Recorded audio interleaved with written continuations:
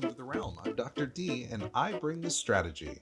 And I'm Dr. K, and I bring the psychology. We are business psychologists and your guides to the executive realm, where we bring strategy and psychology together so that you can bring your best To the C-suite, your teams, and your customers. Today, we'll be talking about life after COVID. This is part one of our post-COVID workplace series, where we'll explore the potential workplace pitfalls and risks, along with opportunities created and redeeming strategies to help you and your organization emerge stronger. Let's get to work. So, Dr. K, how do we prepare for the post-COVID workplace? Will people even want to go back to work? Will they want to go back to work the old way? For some people out there, this has been a blessing in disguise, depending on what their personal life was like, also what their interpersonal relationships were at work, what their work life was like. Maybe they were nervous, social anxiety, what have you, in the office itself. So for them being with their family or at home in the comforts of their own home, they had the ability to bring more to the organization. Yeah, given the amount of time you think of just commuting alone, how much time out of people's work day or productive day that eats up, being able to just wake up in the morning, get dressed, sit down in front of the computer, eliminate all that stress straight out of your life. It makes a big difference. Absolutely. Are they just driving to their office? Are they, flying somewhere at that? Absolutely. I know organizations tend to be sticky in the way they want to do things. Yes. And COVID has clearly forced a shift in the way people engage with work. It's forced organizations that would be otherwise reluctant to allow people to work from home. It made a requirement that they had to work from home for many. There are, of course, people in the workforce that just don't have the opportunity to work from home, service industry jobs, manufacturing jobs, and the like. But do you think organizations are going to force people to try to go back to the old way of doing business? And if they do, is that going to be a successful strategy? There is possibility organizations will want to go back to the old way. That is what they knew. That is what they feel most comfortable with. That's what they understood. I also do believe that with how quickly we had to go from everybody just, gallivanting around to working from home, organizations were able to put together a strategy, work from home life. Some people coming into the office, some people not coming into the office. And the organizations were able to just say, here we go. This is our new plan. And surprisingly, they have found, or at least I'm hoping that they have found, that it can work. It's what do they do now? People own their office buildings. Do we just let it sit there? Do you sell it off? Those kind of things. If they provided food, being that I work with people in the entertainment industry, they were often provided food. Now that, they will save money not providing food if they're not having people come into the offices and stuff like that. So I think it's going to be let's sit down, see where this COVID pandemic situation is going to end, and let's make decisions. And I think it will be decisions that will have to be made periodically. They're going to be changing over time. I wonder if organizations can even possibly be successful if they try to go back to the old way. My take is there is a new shift in the world. There are people who enjoy working from home, and there are frankly more productive from working from home. And then there are those that are more productive working in the office. I believe organizations will have to take a firm stance in allowing flexibility and being transparent and allowing people to have that flexibility. People are going to want to live in cheaper parts of the country. Here in California, I know you're in Texas, and people in California want the opportunity to live in a less expensive place. And there are even organizations out there that are saying, look, if you move somewhere and take a small pay cut, we will give you a bonus and help you move to a place that has a lower cost of living. And net, it's good for the organization, it's good for the employee. But there are those folks who need that in-person office interaction, and I think the Mhm. important thing is balancing between the two, giving people flexibility to work remotely. Everybody's clearly had to get comfortable with it over the last year, Right. but in the post-COVID world, will organizations who try to force a paradigm back to the old way cause employees to decide to look for other jobs and move? Or will it frankly increase turnover in organizations if organizations don't handle it well? Definitely a possibility with the turnover rate, especially for what the pandemic has created. The social anxiety, the fear of being, not even the social anxiety part. People might just be craving to be around people, but it's the fear of getting it. It's the now a lot of families have had to move in together or move closer together and or just help each other more.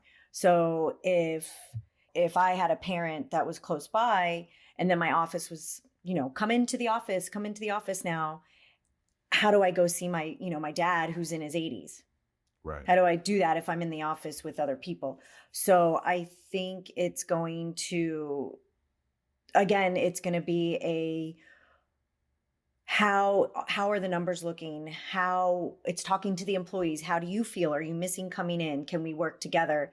I think it's going, instead of the organization itself creating all the regulations, it may be beneficial for the companies or organizations to talk to their employees, better understand where they're coming from. If your employees are scared and they're walking into the office, anxiety, what have you, may cause a block in being able to work to the level that they're expected to work. It may Right. not. Some people could get back into the office and, party, free time. However, a lot of it's possible forcing employees to come back to work too soon could cause damage. Yeah. This is probably the way the workforce should have been evolving anyway. Again, many organizations have already started to move this way. Mhm. And having policies and procedures in place in organizations to allow people the flexibility with structure. So, say, Mhm. for example, an organization says, we need to have everybody in the office on Monday for those that live close to an office to create that pro social environment, or maybe it's Mhm. Monday and Thursday or a couple days a week, but giving people the flexibility to work from home or work from the office. But employees will also have to kind of commit to a way of performing to set expectations so that organizations know what to expect and leaders know how to prepare their Mhm. organization. So if people are in the office every day on Monday, well, that's when you're going to have staff meetings and one-on-ones, and where you can benefit from the social engagement face to face, but also give people the flexibility who have social circumstances beyond their control that might need them to work from home, or uh, just work better from home and bring them their best selves to work every day by working from home. The organization can only benefit from that. Mhm. Agreed. I think, and it's one thing that I feel would also benefit the organization is giving a bigger time frame of, hey, we are going to start requiring people coming back into the office. We might separate it. It may be by departments. When the pandemic started, it was work from home, figure it all out. And everybody was, with schools being shut down. It was, oh my gosh, what do we do and how do we make this happen? Now it's going to be the opposite. If you say, all right, you've got 2 weeks to get your affairs together so you can get back into the office, that may not be enough. Some people have gotten to where they don't have a babysitter, or they don't have a caretaker or nurse or nurses or whatever's going on for whatever families within the house. Organizations would benefit from giving enough notice. What that would look like, I do not know, but enough notice so that families can prepare for another change around. Well, those organizations that already had strong work from home policies, think of the big tech companies, for example, that are Mhm. already have people all over the place and already very comfortable with flexible work arrangements, they didn't Mhm. have to scramble as much. Mhm. And they were already prepared. And these are organizations where younger employees try to flock to work. You think of Tesla Yes. and Mhm. Google and Amazon, for the administrative staff. Obviously, the folks that work in warehouses don't have the choice. The luxury. Uh, as you think about departments, if you have two departments that are sitting by each other, you have finance and say marketing, and both of them have the opportunity to work from home. A manager or a leader over a department may say, just work from home, it's fine. And another, the neighboring organization may say, I need everybody in the office every day, there is no work from home. Mhm. That could create some real challenges as well. There has to be some organizational structure around this, some Great. consistency in the organization, so that an Absolutely. organization knows what they're going to get. How do you think an organization can prepare for that? I believe it would start from understanding, maybe prioritizing, not prioritizing which department is more important, but prioritizing which department would benefit more from coming into the office. That might be a way to start. So, obviously, like you said, everyone in the warehouse has to be there. What would be the next step, I guess, if everyone in the warehouse has to be in the office? Who are the next people that they work in line with? So maybe they would be the ones to either be there on a more consistent basis once a week, whatever, C-suite level or managers come together as a collective on who goes in and who doesn't. Also, it would benefit understanding people's level of fear around going back into the office. If, again, if people are fearful, work may be, spotty or not as productive as what they were doing back home. And it would definitely come in handy for, this is the policy. Each team is going to have this. Set it not fully in stone, but be consistent, as well as have areas for flexibility. COVID, the pandemic has not ended. So if you find out that, the people that were there on Thursday, someone came down with COVID, maybe the people that are there on Friday don't come in. We need to Right. clean up, get it sanitized, what have you. So it would definitely be flexibility would be extremely important. And really, this is a cultural expectation that Mhm. an organization is defining. How do we work together? Do we require everyone to be in the office or not? And then that has to be backed up by policy. Mhm. There will be leaders in organizations individually that are extremely untrusting of their teams, and their being untrusting of their teams may drive the want to have their people close, or to have cameras on the whole time while people are working at home. Mhm. Organizations have to be really clear around what the organization culture is going to be when it Mhm. comes to working from home, Right. and insist that leaders adopt that practice, and they can't just go it alone and go a different way, or again, they run the risk of increasing turnover and Mhm. driving otherwise good employees to go work for organizations that do get it and do it the right way. Mhm. Agreed. Yeah, the old way is now officially the old way. Yeah. And I think there's a now way. Here's pandemic just got kind of dropped on us. Here you go, figure it out. And there will be whatever we would constitute. Everybody's going to have a different definition of what post COVID is, but post COVID, that's going to be another way. Because post COVID, for me, definition would be the numbers are so low.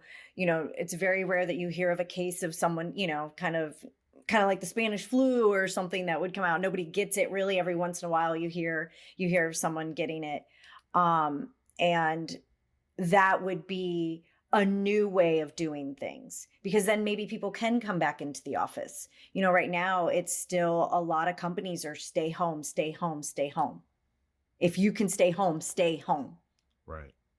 So it's the old way, the now way, and whatever the new way. So it's going to be stages of change and adopting, depending on, as you talk about the culture, it's adopting maybe some of our old culture beliefs and values, but then it's changing in with how we conduct business now.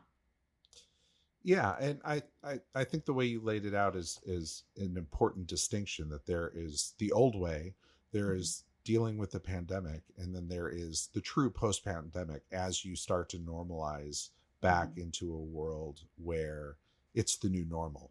We're Right. still clearly not in the new normal, not until we get herd immunity and Mhm. people develop a level of comfort of walking back into the office without potentially harming their families or harming Mhm. themselves. So, given that, organizations have to think about transition. The change itself is going to weigh heavily on people's minds. Leaders are certainly dealing with an uncertain future and trying to lay Mhm. out plans to adopt what the new normal is going to look like. And for those organizations who aren't planning for what the new normal could look like, they are going to have it defined for them and going to be in serious trouble as leaders of organizations if they don't Yeah. take control and have an active strategy for trying to define how they're going to approach the new world. Frankly, if their competitors are prepared, they're going to eat their lunch. Absolutely. It's the competitive advantage, a company getting competitive advantage is going to change even more. There's engaged employees, it's having, high brand recognition, it's having, now with companies doing, hey, we have these little quiet spaces in our offices, and we provide lunch and daycare, care. There's a lot with the competitive advantage, because the more you give to the employees, and you hope that they're going to produce more for you, and then gets you in your competitive advantage. Now it's going to be, how are you going to take care of us, in a not in a well, mental health is one thing, but in a health wise, how are you going Right. to try to ensure as much as possible that we don't get sick if you're requiring us to come back into the office, or not requiring us? What are our how are you coming up with this plan, and do I feel good with it, so that I can proudly say I work for this particular organization, and they took care of us. They say they give us the opportunity to come into the office, or they say don't worry about it, you can work from home, as long as your production levels are up. That brings us back to strategic planning and how organizations can prepare post pandemic. Organizations have to be thinking now about what the world is going to look like. And there's a lot of Mhm. uncertainty about what the world's going to look like. So there has to Agree. be flexibility in those plans. Senior leaders need to be using strategy sessions to try to predict what the future is going to look like Mhm. and how they can prepare for a new competitive landscape. Organizations have folded. Traditional competitors may have adapted to the pandemic, both in attracting customers, in keeping employees, in products that they may have developed. And organizations who are not thinking about the competitive landscape and the way they're going to treat their employees and how they're going to treat their customers in this post-pandemic world It's a lot of are ands. going it is how are they going to fall behind if their competitors are thinking this way and are prepared and flexible for the future. You have the opportunity to hand all of your customers and your longstanding relationships over to your competitor if you're not prepared for what the future is going to look like and what those customers need. So there are strategies out there to plan for that future, Right. to create. I think of game theory, for example. Game theory is with a skilled facilitator will allow organizations to think through the possibilities of where the competitive landscape is going and how to adapt to an uncertain future. Once that uncertain future becomes more certain, then if you've thought about all of the potential possibilities and you have a mindset for strategic thinking, Mhm. then you can be prepared for that future. But the challenge is that employees are not comfortable with an uncertain future. There is a Mhm. certain level of certainty that employees will need in their day-to-day working environment, and they're going to want leaders are going to have to prepare employees for an uncertain future. But this brings me to the thought of all of those strategic change initiatives that organizations have had in the pipeline prior to the pandemic, in the before times, when they had to be put on hold because they had more pressing issues. Mhm. And can organizations go back and really expect, when the pandemic is over and you're approaching that new normal, should organizations expect that the same amount that employees can go back and pick up where they left off on those change initiatives? I don't know. What do you think, Dr. K? If the company was going to just bring the strategic plan in that we had prior to COVID, I think that that would just be foolish across the board. Nothing is the same anymore. Uh, but I believe it would be better or beneficial to look at it and go, that definitely has to go out. Let's change this. How can we implement this to have people work from home? Does this save? Maybe some of the strategies might be about getting rid of certain office buildings. And if you're in a rental, agreement, maybe, if you're close to the end of the rental agreement, changing those agreements up, Right. but not getting rid of the initiatives because they were planned and they had to have something good in them. I don't Yeah, know. What do you think on that? I agree. A great place to start is the existing strategy and have a Mhm. look. But prioritization is really the key. Organizations just have a tendency in general to overburden their strategic plan with change initiatives and frankly just hope that they all get done. When you have too many change initiatives, organizations tend to not get anything done. It's like at home when your to-do list is just way too long and you try to work a little bit on everything, you don't actually finish anything. So prioritizing and having a very, very clear path of prioritization in your strategic plan is important. It's a great place to start, as you mentioned. Going forward, the employees are probably going to need some stability over time. All of this has been a level of continuous change over the past 12 months. And that feeling of change and uncertainty is probably going to extend 12 months after Mhm. pandemic is over, as people Yeah. become vaccinated and stability and the world starts to open up again, which may Mhm. be in 6 months or it may be in 26 months. We're not sure Right. yet.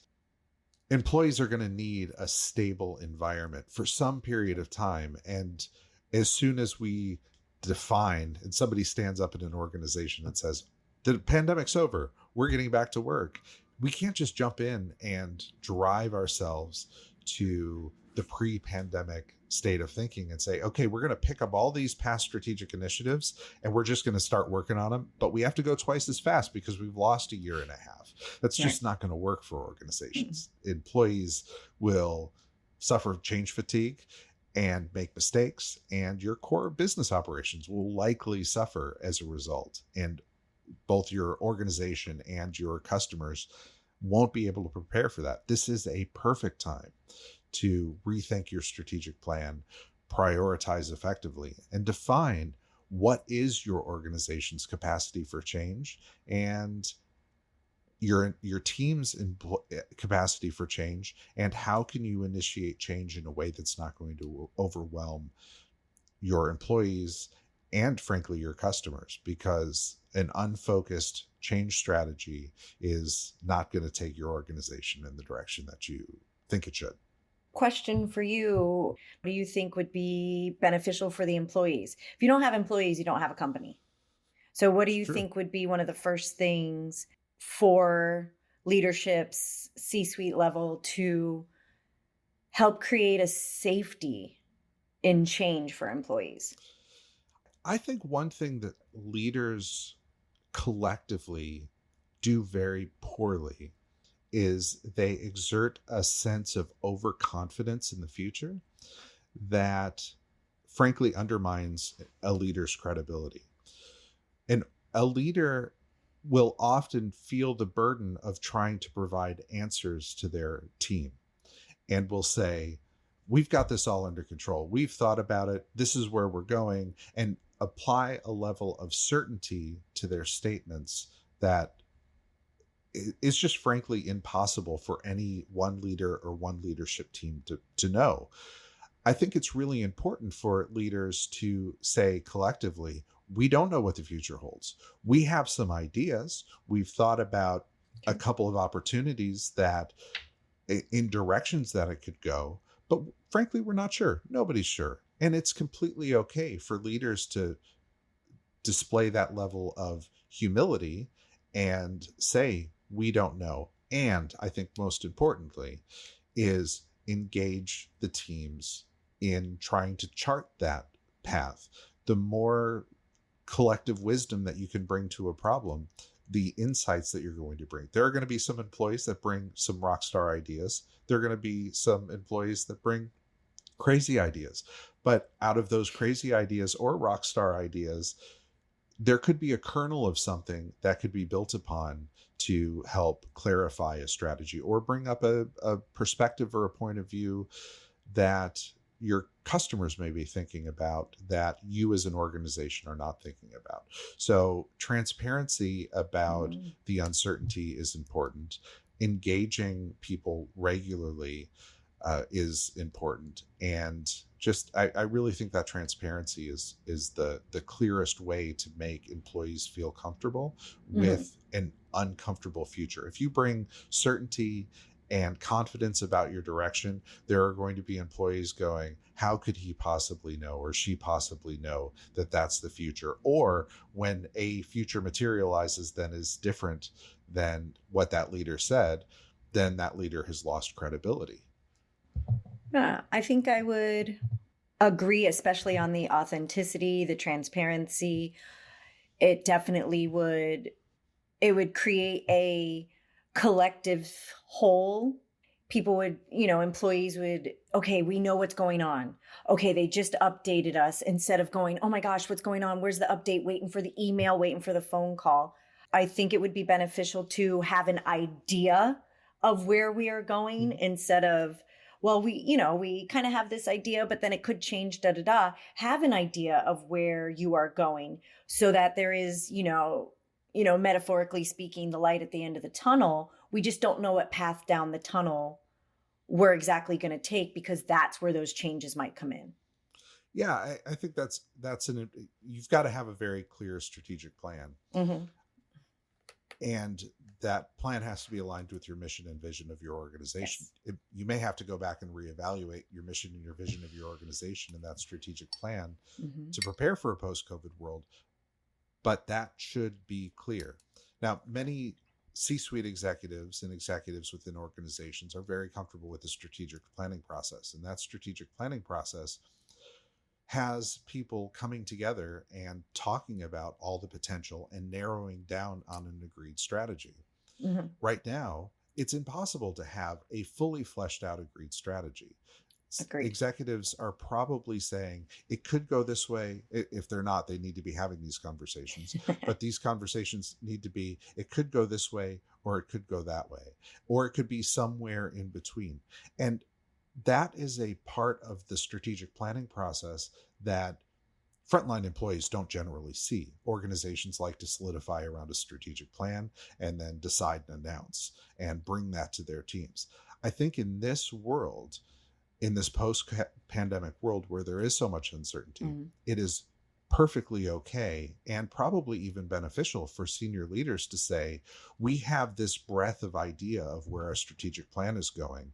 We want to be transparent that we're not quite sure where it's going yet. So our strategic vision could be this way or it could be this way. Right now, we're charting the path that it's this way, but we would really appreciate your perspectives on within this range of potential, where do you think it's going?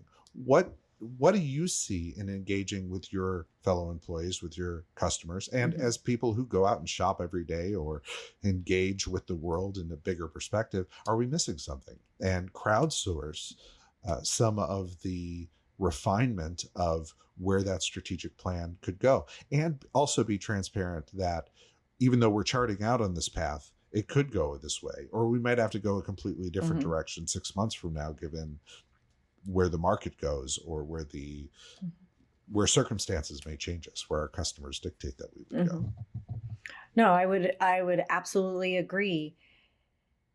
It's going to take, and this might become difficult, but it's going to be important for everyone in the organization to have room for flexibility. Here is our plan. This is where we want to go. Here we are, we're cruising along, and then something else happens and we have to take a quick left. And then something else happens and we go right, then back to left. There's going to need to be room again for that flexibility, but there's going to be an important element of communication on the flexibility. How are you guys feeling? I think it would be important to talk to the employees a little bit more. Okay, we were down this path and we had to take a quick left. What do you think about this way? Are we missing something that we probably or shoulda, coulda, woulda taken from if we had gone to the right? Right. So the amount of communication during this time, I believe, would be very beneficial to the whole entire team together. Yeah, and there are every team is made up of people, and every person has a different capacity for Mhm, change and the mhm, different desire for change. Some employees hate change and just want to come into work and know that there's certainty around the job that they're doing and their future. And then there are people who absolutely love change and try to create change in every opportunity that they have. And having a clear understanding of the components of your team, which individuals are ready and able to deal with that level of ambiguity or not, is really important. Which teams are have the capacity to deal with that level of ambiguity that you just mentioned mhm, or not. And sometimes you have to bring in outside folks to help gauge that change, experts who mhm, drive, who can dig in and really use scientific tools to help lay mhm, out where those opportunities are, and help prepare an organization for that level of uncertainty, because mhm. not all organizations are created differently, and they're all created with different levels of, and even within an organization, every team has a different capacity for innovation and change and uncertainty. It's going to be a a lot of, to some extent, experimental trials. It's going to be trial and error. But that doesn't mean that the organization is doing bad. That doesn't mean that the organization is in a tough space if they're in trial and error. We weren't prepared for this. We don't know how to deal with this. No company was like, "Oh my gosh, okay, here's our pandemic strategy. If it happens, we'll just, tuck that and then pull that out." So it's Right. going to be a lot of trial and error. And I believe maybe at some point there could be some parts that every organization, whether large or small, would be able to use. But I think each organization is going to have to individualize it, the trial and errors and the experiments and all of that, to the company itself, because each one has their own atmosphere, each one has their own culture. I mean, they're all, even if it's Amazon and, another big company that sells stuff, they might be able to use a couple of the same things, but with Amazon's, being gigantic and maybe let's say Etsy being smaller, there's going to be things that are going to change. That's going to be different. There might be some elements across the board that are useful. However, each company is going to have to individualize it. Great wisdom, Dr. K. So, Dr. D, how can leaders prepare? Well, Dr. K, I think it's important to plan for consistency across departments in your organization. It's important also to be clear and transparent and flexible with your teams. Update policies to account for risks and potential pitfalls. Having the documentation and allows for people across the organization to really feel confident in what they should and should not be doing, what's in and out of bounds for someone. Recognize everyone processes change differently and may have unique circumstances to be met with understanding and empathy. Turnover risk at this time is going to be high. If you push your teams too hard, or you have leaders who have unreasonable expectations or don't empathize with their team members or with their fellow coworkers, you're running the risk of alienating team members. And remember, your customers and competitors have all experienced the same disruption as your organization. You can chart a new strategically advantaged path to support your customers and disrupt your competition. So prioritize carefully. Use strategies like game theory and war room planning to identify the paths to what's coming next. So Dr. Kate, what's on tap for next week? Well, in part 2 of our workplace post COVID series, we'll be discussing the psychological, sociological, and emotional impacts of dealing with the aftermath of COVID and acclimating to change as we face adjusting to the new normal, whatever that may be. Yeah, wonderful. I'm excited about that topic and continuing the conversation. And to all of you joining us on this journey to the realm, thanks so much. I'm Dr. D. And I'm Dr. K, and we are looking forward to your next visit to the executive realm.